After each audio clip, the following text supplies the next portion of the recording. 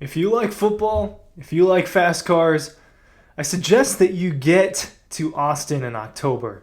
October 19th, October 20th, that weekend, Saturday and Sunday, is going to be a big weekend in sports. According to Brian Windhorst of ESPN, he called it one of the greatest weekends in American sports. I don't know how you figure out what the greatest weekends in American sports were. I'm sure that there are some overlaps there and everything, but he was talking about the Georgia Bulldogs and the Texas Longhorns and the Formula One race on that Sunday. So, background, I think this could attract some outside viewers, this video, so we'll give a little bit of background.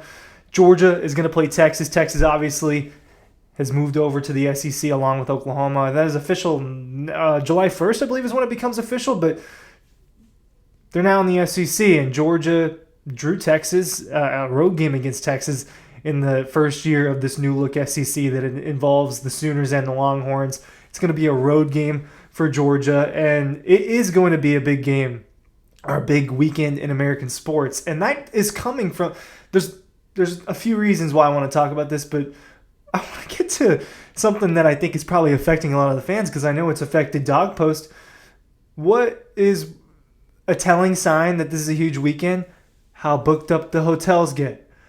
Good luck finding a hotel in Austin or near Austin that weekend for, a reasonable price, or look, reasonable is all relative for everyone, and it depends on you and your situation, but hotel prices have spiked.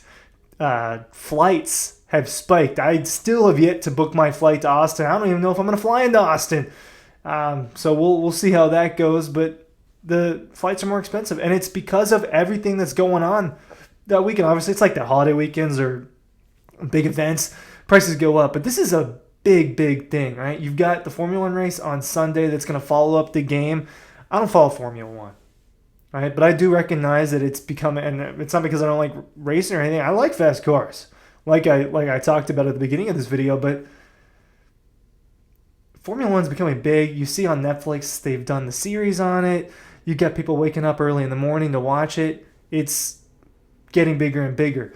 And you combining that with arguably, I'm going to make this argument. There are a handful of games that are just, I cannot wait for them in college football this year. The Ohio State-Michigan rematch, Georgia-Texas, Georgia-Bama. There's a lot of games for Georgia that I can't wait for. I want to see how Texas does at Michigan. I want to see what LSU looks like when they play USC. What do those two programs look like after Heisman quarterbacks leave? So there's a lot of great football going on in 2024. It's going to be an awesome college football season, and for Georgia fans, no matter how good of a season Georgia has, this is going to be an entertaining college football season. The Georgia-Texas game I would have as the best game this year. Why? I think they're top three teams. Right, we're looking at Texas as a top 5 team, and if you look at a lot of the rankings, people are ranking them at number 3. I am cool with that. All right, I think it's hard to do preseason rankings. There's a lot of fun in that. I'm going to do that eventually. I really want to do that with Dean and Matt, but I want to do that eventually for you guys. Probably a top 10. I don't know if I want to do a top 25, but I'll do like my top 10 teams. My maybe top 10. These are the teams I think will win. But in the top 3 or 4 is both Georgia and Texas. And so this is a huge matchup. You've got Carson Beck, projected Heisman winner, best odds. And then you got Quinn Ewers, second best odds to win the Heisman. You've got a rising coach in Steve Sarkisian, a guy that's been around a long time, but rising in terms of what they're doing in Texas. You got Kirby Smart. There's all the stars that weekend. So the next point I wanted to get to about this, it was Brian Windhorst who said that. Some of you guys who are just college football fans, and I didn't mean to flick you off, are just college football fans and maybe don't follow other sports or just don't follow them as closely, might not even know who Brian Windhorst is. He works for ESPN. He is an insider. More specifically, he is an NBA insider. So, look, the insiders, they all dabble in other things. You see Adam Schefter break basketball news every once in a while. I know that Woj has wanted to break football news before. I've seen them banter back and forth about that. But you get a guy like Brian Windhorst, who's one of the best insiders in basketball, making this comment, right? This was the other day on First Take. They're recapping the NBA Finals, and to be honest with you, I actually don't remember how this conversation ended up happening. They were talking about Stephen A. Smith visiting Austin and visiting Dallas and all that, and that's when Brian Windhorst brought up. He was like, "Hey guys, this is going to be one of the biggest weekends in American sports ever when you're talking about how big of a game you've got on Saturday between Georgia and Texas, and then moving on to Sunday when you've got the Formula One race." It's absolutely huge. There's new rules with the TV times, right?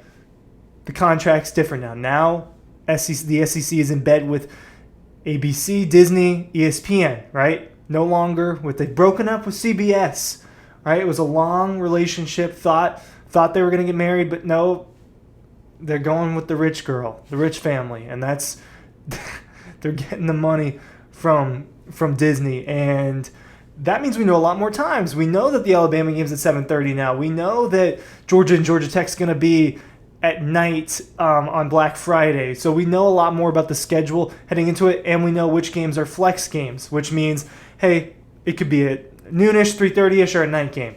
Well, this Georgia-Texas game is going to be a flex game. I don't know why.